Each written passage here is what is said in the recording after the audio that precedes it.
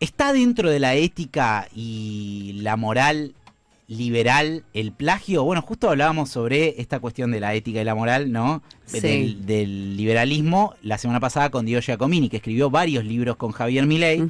Ahora están peleados. Fue, diría, uno de los economistas que más conoce, es uno de los economistas que más conoce a Javier Milei. ¿Y por qué menciono la cuestión del plagio? Bueno, ya hubo un caso muy conocido, fue incluso demandado Javier Milei por el libro Pandenomics y un caso de plagio. Bueno, la revista Noticias publicó una investigación en la que da cuenta de que el nuevo libro de Javier Milei, Capitalismo, Socialismo y la Trampa Neoclásica, también tiene pasajes que son literalmente iguales. ¿Literal? Literalmente iguales a otros escritos. Yo hoy me senté con el caso y fui a buscar el texto de referencia y la verdad lo encontré exactamente igual. Es la página 265 de un libro de más de 300 que tiene justamente el nuevo título de Milei. En un momento dicen: los modelos de ciclo real, las fluctuaciones de la producción agregada y del empleo no son manifestaciones de fallos de coordinación en los mercados o de rigideces de precios, sino el resultado natural de una economía competitiva en equilibrio, en que individuos racionales... Todo esto lo dice literalmente otro libro, un libro de ensayos publicado en el 2007, que se llama Teorías Económicas sobre el Mercado de Trabajo 2, Neoclásicos y Nuevos Keynesianos, que fue publicado por el Fondo de Cultura Económica. Fue escrito por los autores Julieta Albano, Ramiro López Gio, Pablo Pérez, Julieta Salas y Fernando Toledo, que Fernando Toledo es quien escribió el pasaje al que recién hacíamos mención, y fue dirigido por un economista de mucho renombre, de mucha trayectoria, que se llama Julio César Nefa. No figura que lo cita, No, en bibliografía no aparece, no él hay lo toma ninguna como cita. propio, como si fuera su análisis propio, digamos. Exactamente, yo consulté con el autor de ese pasaje, Sí. si lo habían consultado antes o le habían pedido disculpas después.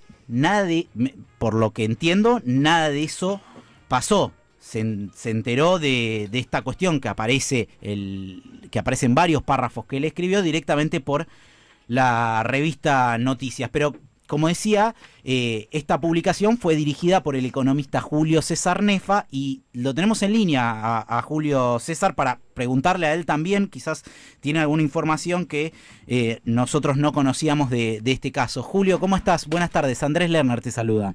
Bueno, muy buenas tardes, Andrés. Bueno, yo también estoy sorprendido por este descubrimiento que ha hecho el colega periodista de la revista Noticias.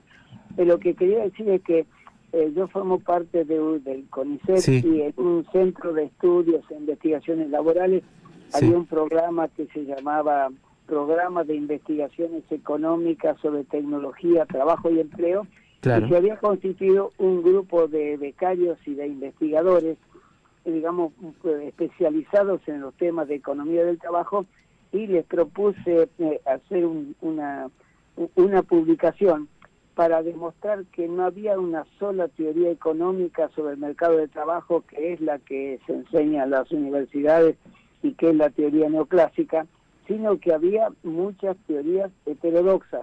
Claro. Y trabajamos durante 2 años, básicamente reuniéndonos semanalmente, y donde los becarios y los investigadores, cada uno eligió una de las teorías.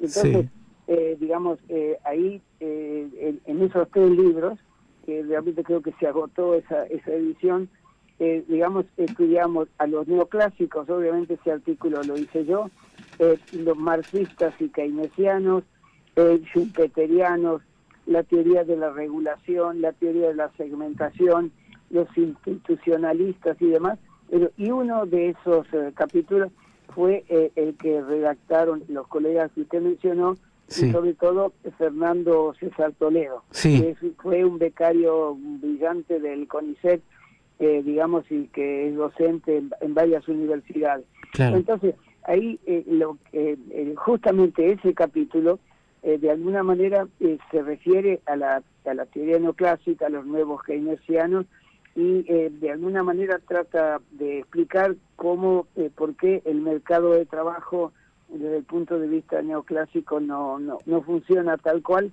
sino que hay otras variables que intervienen. Y justamente ese capítulo hace puente con otra teoría, que es la teoría de la segmentación del mercado de trabajo. Claro. Ahora, Entonces, Julio, sí.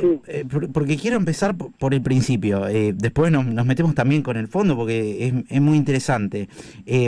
A vos, como director de ese trabajo, ¿alguien te contactó para avisarte que se iban a extraer textos de ahí, se iban a publicar en el libro del presidente? ¿Antes o después, en algún momento, hubo algún contacto? No, yo me enteré por otro de los autores de ese libro, que es Mariano Félix, un colega de acá de la Universidad de La Plata, que me pasó esa información y solamente leí eso ayer o antes de ayer. Yo lo que diría es que primero, esto de que estamos descubriendo de Milei, le diría que es un comportamiento bastante frecuente entre los investigadores que no son muy serios. Claro. Es decir, que en lugar de buscar en las bibliotecas o lo que fuera, captan un texto que les interesa y lo copian. Pero el problema es que ahora está la inteligencia artificial. Claro. Entonces, ¿sabe lo que hizo el periodista que descubrió esto? Copió, tenía alguna sospecha seguramente, Claro. y copió en Word 2 o 3 párrafos, los puso en Google y ahí apareció, Claro, en esa publicación. Pero yo le diría que es un comportamiento bastante frecuente, que ahora con la inteligencia artificial puede dar lugar a muchos de estos desperfectos que ocurren. Ahora Como que es frecuente, pero está bien agarrar varios digo, párrafos y publicarlos, porque entiendo, y esto por ahí nos lo podés contar vos, y a quienes nos están escuchando seguro le va a interesar mucho, porque quienes no somos del ámbito académico, hay que citar, ¿no? En general cuando se hace... Sí, bueno, es un problema de ética. Primero, entre los científicos, bueno, hay también hasta un problema de propiedad intelectual. Yo que ahora hasta eso se puede patentar de alguna manera, y entonces la otra persona que utilice ese conocimiento tiene que citarlo, o en el caso de que esté patentado hay que pagar una royalty, una especie de licencia. Bueno, entonces esto normalmente un buen investigador, un investigador que tiene una conciencia ética, cuando normalmente ninguno de nosotros tiene un conocimiento total de la disciplina, como que siempre buscamos una biografía, pero lo que es correcto es, si uno encuentra una biografía sobre la cual apoyarse, citarlo. Bueno, se lo cita con entre paréntesis, se pone el año de esa publicación, se lo pone en la bibliografía, y de alguna manera es la forma de, y si es una transcripción total, se pone entre comillas, es decir, para dar a entender que es otro el autor. Claro. Yo le diría que bueno, fue un traspié de alguna manera, pero pienso que si este es el comportamiento con este libro, si se hiciera un ejercicio similar en otros de los libros de ese autor, van a aparecer también estos problemas. Yo creo que me decían que hay hasta una palabra en inglés, de alguna manera, que detecta, porque hay muchos autores que pues están muy ocupados o lo que fuera, encomiendan a sus becarios o contratan a una persona para que le busque bibliografía sobre tal tema, y después, bueno, el autor ve todo eso y copia y pega y organiza su publicación. Yo diría que, digamos, no es que sea totalmente siempre así, pero es frecuente, pero normalmente los investigadores citamos a los autores que nos sirven de referencia. Ahora, ¿cómo se valora en el ámbito académico a alguien que incurre en este tipo de práctica, en el plagio? Sí, bueno, es un problema, primero es un problema ético, ¿no? Porque es robar. Digamos, en buen cristiano sería robar. El problema es que puede haber también, desde el punto de vista legal, alguna sanción y hasta una multa. Si por ejemplo Fernando se considera agraviado por esta cosa y hace un juicio, eso va a los tribunales, y bueno, primero una sanción moral seguro, y por otra parte puede haber hasta una sanción monetaria, digamos, porque es propiedad intelectual que se ha violado. Claro. ¿No? Que es interesante cuando alguien defiende la propiedad, digamos, de una manera tan ardiente, que la viole con tanta facilidad, ¿no? Claro. Y yo creo que yo lo que le decía hace un rato es que hay algunos investigadores que tienen ese estilo, no son los buenos no son así, pero que es un problema ético y que puede dar lugar a una solución legal. Ahora, Julio, algo más, porque yo te escuchaba en la presentación que vos hacías sobre este trabajo que busca, justamente por lo que entiendo, buscaba abrir preguntas sobre cómo funciona el mundo del trabajo, dando a entender que además no hay una verdad absoluta o un esquema que pueda explicar cómo funcionan las cosas. Da toda la sensación que es absolutamente lo contrario de lo que dice el presidente, ¿no? Que se aferra a una teoría y habla muy en términos absolutos de que las cosas funcionan en torno a una sola teoría, ¿no? Bueno, eso es un error, porque bueno, nosotros demostramos con esos 3 libros que había 12 teorías con las cuales podíamos analizar el mercado de trabajo. Pero, o sea que entonces, finalmente, el plagio es un plagio que además se utiliza para dar una idea absolutamente opuesta a la que el autor original quiso dar en ese contexto, ¿no? No, en este caso lo que hace Milei es apropiarse del conocimiento y del texto que redactó el compañero Toledo y, digamos, de alguna manera lo considera válido. El problema es que ese capítulo justamente es un capítulo en el cual se hace mucha referencia a la teoría neoclásica sin criticarla. Claro. Creo que el párrafo que toma de Toledo es un párrafo que no va en contradicción total con el pensamiento del profesor Milei. Claro. ¿Entiendes? Tenemos que lo cita como en fuente, sirviéndose de eso como apoyo. Claro. Pero le diría que esa teoría es la dominante, digamos, para ser coherente, es la que más se enseña en nuestras universidades.